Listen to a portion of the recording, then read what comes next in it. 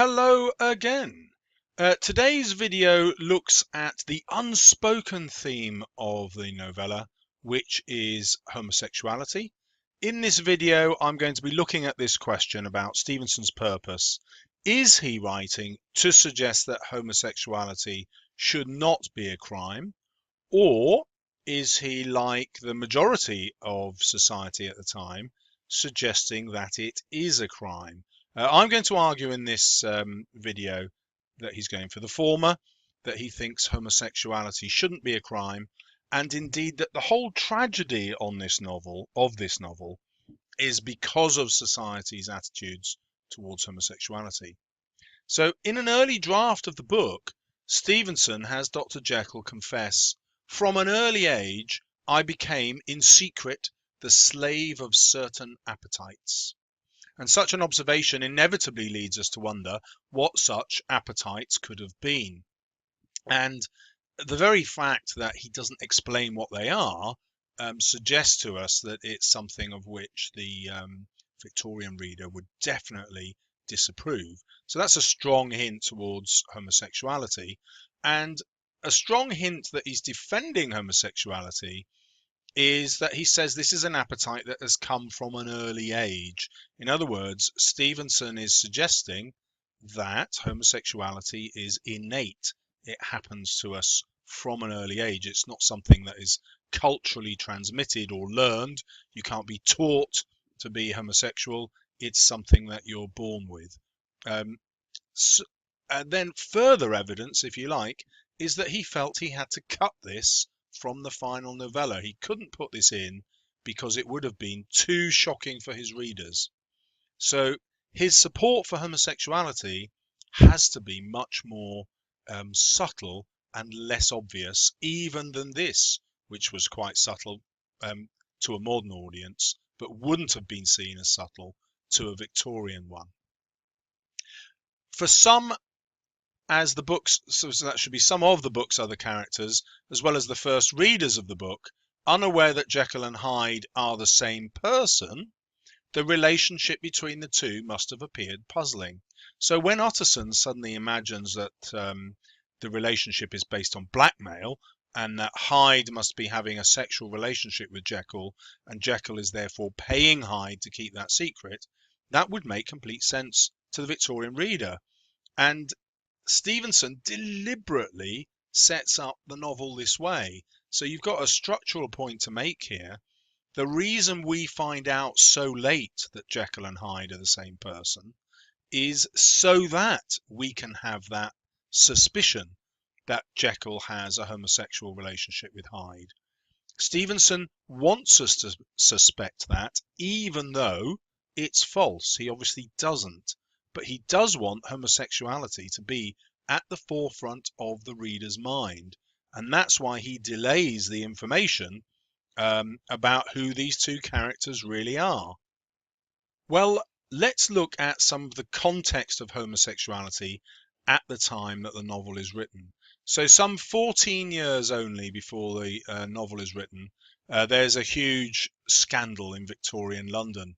So Ernest Stella Bolton and Frederick Fanny Park, two Victorian transvestites and suspected homosexuals, appeared as defendants in the celebrated Bolton and Park trial in London, charged with conspiring and inciting persons to commit an unnatural offence. And so here you can see how homosexuality isn't actually named. It's too shocking. So it's just an unnatural offence. We can't give it a name. The indictment was against Lord Arthur Clinton, Ernest Bolton, Frederick Park, Louis Hurt, etc., etc. But notice it starts with someone in the nobility. And this kind of upper middle class and middle class person is exactly who Stevenson is describing in his novel. Those are the men that we meet. The prosecution was unable to prove that they had either committed any homosexual offence, nor that men wearing women's clothing was an offence in English law. So that's quite interesting, isn't it? They objected strongly to the idea of being a transvestite, but there wasn't a law against it. Well, that would change 14 years later. They'd invent a law that outlawed that.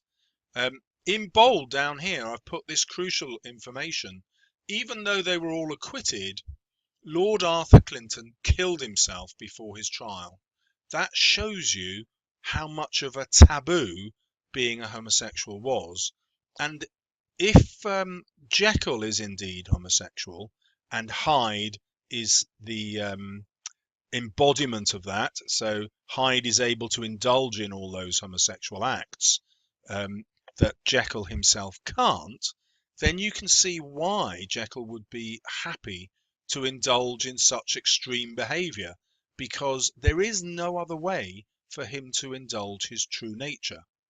Yep, so if he is homosexual, his true nature is being repressed by Victorian society, and so he feels he has no choice but to create this alter ego Hyde, who can have that fulfilled sexual life that Jekyll himself cannot. Okay, well, if we take this interpretation, we do have the very real problem that homosexuality is never directly mentioned in the novel.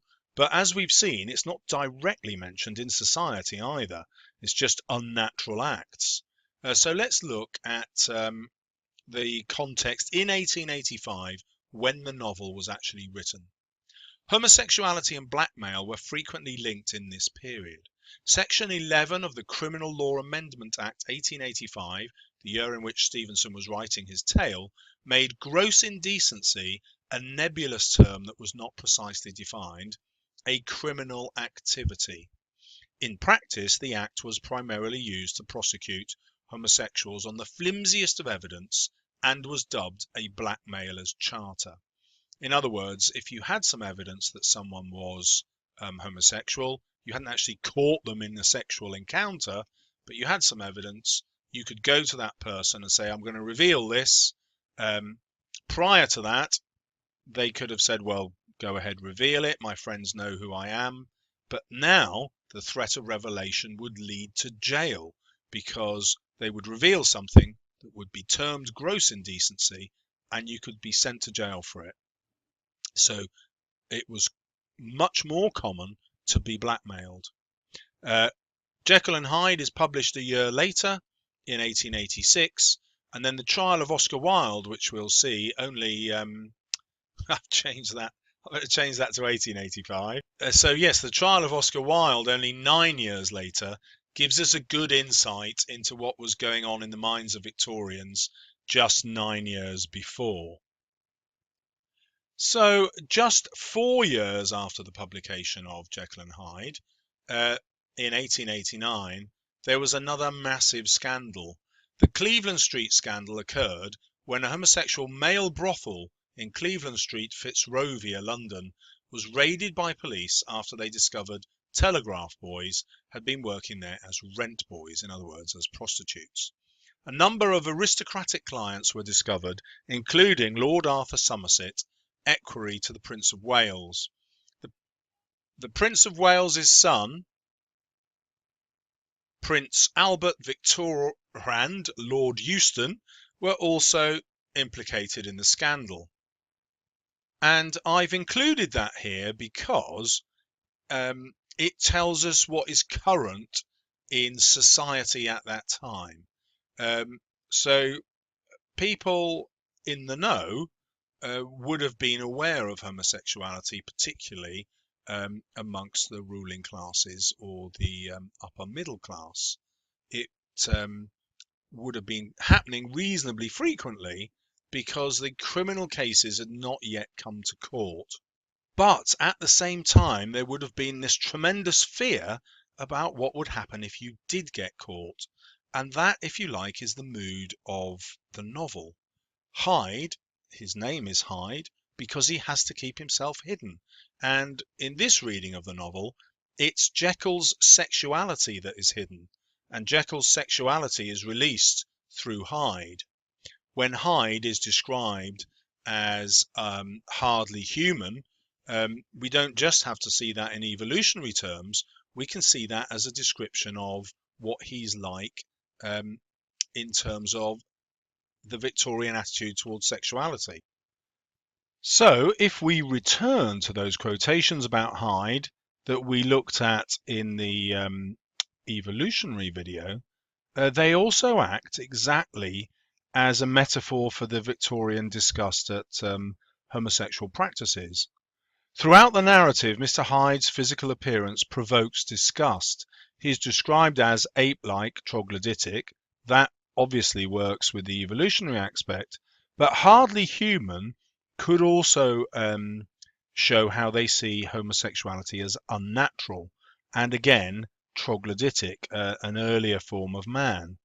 As Mr. Enfield, a well-known man about town and distant relative of Jekyll's friend Mr. Utterson, observes, there is something wrong with his appearance, something displeasing, something downright detestable.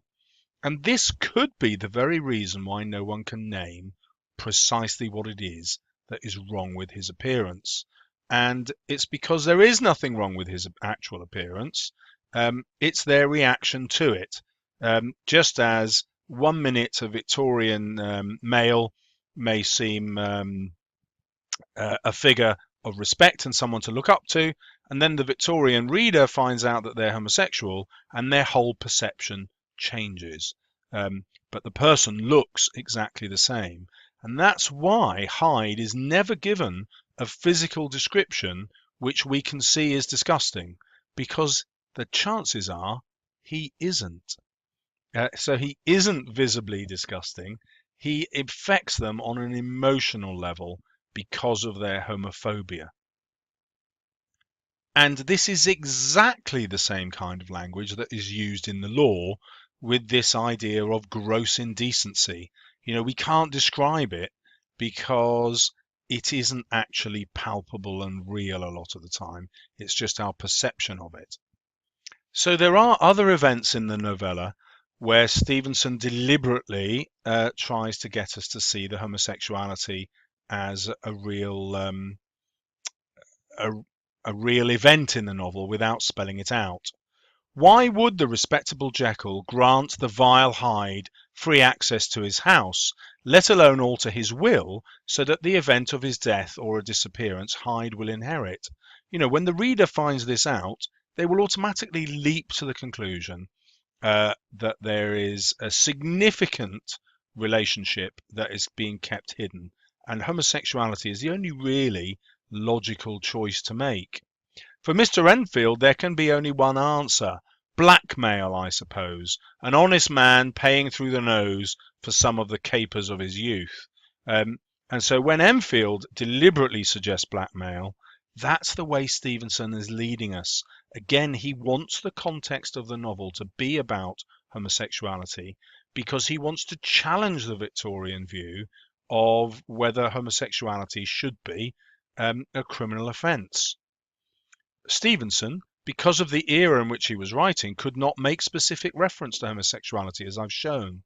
But much of the plot initially hints at Hyde blackmailing Jekyll because of the Doctor's unorthodox sexual preferences when he is Hyde.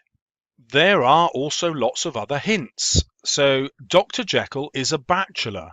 He could easily have been a married man. Why did Stevenson decide that he would be a bachelor? Why does he include all these other bachelors, Utterson, Lanyon, Jekyll, Enfield, and Hyde? Well, the entire story is played out amongst a small circle of unmarried men in order to bring the possibility of their homosexuality to the forefront of the reader's mind. But it also suggests, doesn't it, that actually being homosexual is possibly normal, and that's why there are so many unmarried men in this book. So this is a subtle way for Stevenson to say, yes, as a society we require it to be hidden, but if we look deeper, perhaps it's not just everywhere, it's quite commonplace. As implied by comments such as Mr. Utterson's, it turns me cold to think of this creature, Hyde, stealing like a thief to Harry's bedside. And so it's very peculiar, this nightmare, isn't it? Why does Utterson have a metaphor here where he sees Hyde attacking Stevenson, but not in a physical, aggressive way? He's attacking him in a sexual way simply by standing by the bedside of Jekyll. So this is a clear reference to homosexual desire. On the one hand, it reflects Utterson's thoughts about the homosexual relationship between Jekyll and Hyde, but on the other, it might be an insight into his own homosexual desires. So, because it is Utterson's dream, he's the one who's placing Hyde at the bedside. He's the one who is calling Jekyll Harry here, being very familiar. Perhaps this is Utterson's desire for Jekyll himself, that he himself is also denying. If we look at it that way, when Hyde is a thief, he isn't just a thief because Utterson thinks he's blackmailing Jekyll. He's a thief because he's taking Utterson's place. Utterson wants to be beside Harry's bedside, but that place has been stolen from him by Hyde. So this isn't spelt out, but it is hinted at heavily in the novella. So homosexuality, either as a secret from the Doctor's past or else a current relationship between the youthful Hyde and the lonely Jekyll, is a thinly veiled theme throughout. The reason it's thinly veiled is that Stevenson would expect his readers to be able to work this out without them having to be told, because of course he can't spell it out because of Victorian morality at the time. He can only hint. There are an array of other clues as well. So even the behaviour of the elderly MP, Sir Danvers Carew, who meets his death at Edward Hyde's hands after accosting Hyde with a very pretty manner late one night down by the river, takes on a new light once the reader becomes aware of homosexuality as an undercurrent in the story. In this tale, double lives, nobody is quite what they initially appear to be. So it's very interesting that this description of Sir Danvers Carew is given by a female character, the maid, and she describes him as having a very pretty manner, a language which is calculated to suggest his femininity. In other words, this is a hint that Sir Danvers Carew is in fact homosexual, and that's why Stevenson has to kill him off. It might also be why Hyde kills him off, because it reminds him of his own state as an outsider, an outcast, because he too is homosexual. The fact that he's greeting Hyde is changed with the word accosting. If you accost somebody, it appears that you want something from them. And so the language that the maid uses suggests a homosexual encounter, where Sir Danvers Carew is propositioning Hyde. Now, we never know what passes between them and what's actually said, but we do see Hyde's violent reaction. And that might very well be a mirror of the violent reaction of the Victorians to homosexuality. They're trying to stamp it out in the same way as Edward Hyde tries to obliterate, and does obliterate, Sir Danvers Carew. And then in terms of the symbolism of the novel, we have the idea that Hyde inhabits the rear entrance to the house for Hyde, to Jekyll's house. And we can look at this as an anatomical reference, if you like. The rear door, it's a symbol of the anus, if you want to take this view. Well, you won't be surprised to know that students always ask me if there's any evidence from Robert Louis Stevenson's life about his attitude to homosexuality. And that's quite difficult to come by. So Claire Harman, in her biography, does give us a bit of context. So here she says there is no evidence of Stevenson's ever having had a homosexual experience, while there's plenty of evidence of his involvement with female prostitutes.